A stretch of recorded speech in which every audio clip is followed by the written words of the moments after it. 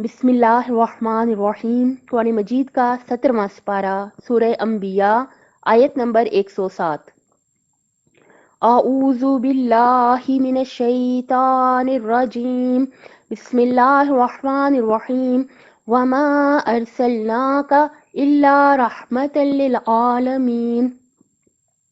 اور اے رسول صلی اللہ علیہ وآلہ وسلم، ہم نے آپ کو بس عالمین کے لیے رحمت بنا کر بھیجا ہے۔ ہمیں رسول کہاں سے لے آئے کہ دیکھیے کہ عربی تو یہ ہے نا، ارسلنا کا، ہم نے آپ کو بھیجا ہے، تو اے رسول یعنی کیونکہ قرآن مجید رسول اکرم صلی اللہ علیہ وآلہ وسلم پر نازل ہوا ہے، لہٰذا مطلب مترجم نے اے رسول لکھا ہے۔ دیکھیے پیارے نبی صلی اللہ علیہ وآلہ وسلم سب کے لیے، دونوں جہانوں کے لیے رحمت بنا کر بھیجے گئے، اور ہم لوگ جو کہ محمد مصطفیٰ صلی اللہ علیہ وآلہ وسلم کے بہت زیادہ چاہنے والے ہیں، بے شک کہ ہم اپنا نام بھاگ بھاگ کے ان کے عاشقوں میں لکھوانے والے ہیں۔ تو یہاں پر ایک اہم پوائنٹ بیان کرنا تھا کہ ایک تاریخ کی استاد نے بیان کیا، اپنے الفاظ میں بیان کروں گی۔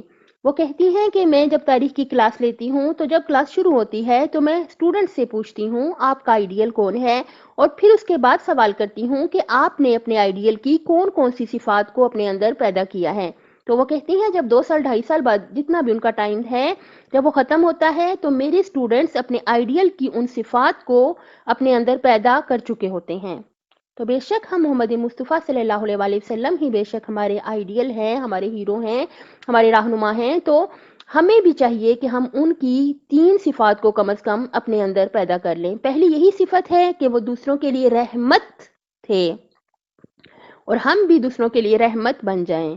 رحمت یعنی کیا کہ ہرگز بھی کسی کو ان سے کوئی نقصان، کوئی تکلیف، کوئی بد دعا نہیں پہنچتی تھی، اور ہماری طرف سے بھی کسی کو ہرگز بھی کوئی نقصان نہیں پہنچنا چاہیے، دوسروں کے لیے رحمت بنے۔ اگر پیغمبر اکرم سے کسی کو کچھ پہنچا تو وہ فائدہ ہی تھا، وہ خیر ہی تھا، وہ خیر ہی تھی، وہ بھلائی ہی تھی، تو ہم سے بھی دوسروں کو خیر و بھلائی ہی پہنچنی چاہیے۔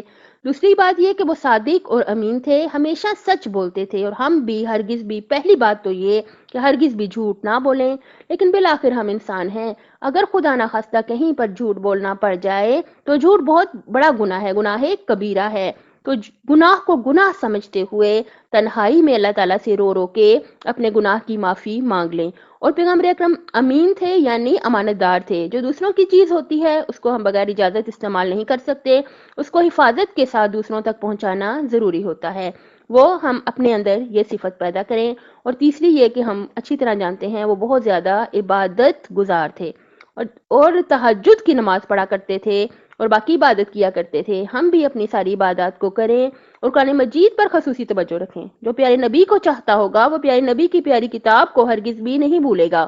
قرآن مجید کو پڑھیں، ترجمہ پڑھیں، تفسیر پڑھیں، اور انشاءاللہ تعالی اس پر عمل بھی کریں۔ یہ 3 صفات ہم اپنے اندر پیدا کر لیں۔